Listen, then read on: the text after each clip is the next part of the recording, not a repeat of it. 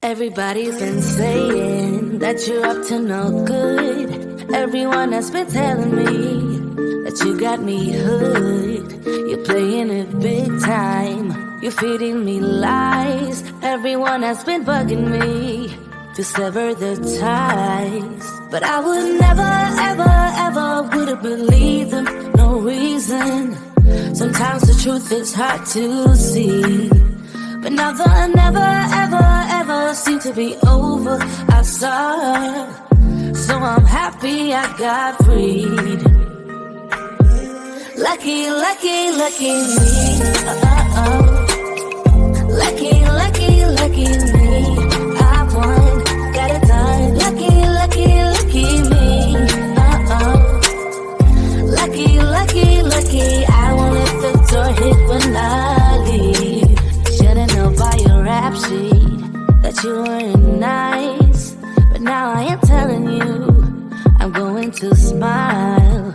But I would never, ever, ever would have believed them. No reason. Sometimes the truth is hard to see. But now the never, ever, ever seem to be over. I saw, so I'm happy I got freed. Lucky, lucky, lucky me. Lucky, lucky, lucky me.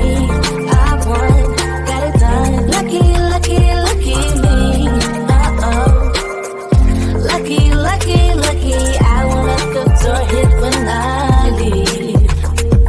I guess that I was born beneath a very lucky star. And in a week or two I won't remember who you are.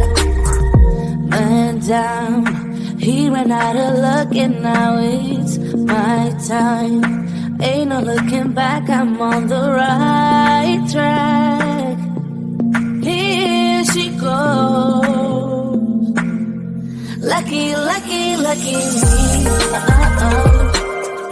Lucky, lucky, lucky me. I won, got it done. Lucky, lucky, lucky me. Lucky, lucky, lucky. I won't let the door hit when I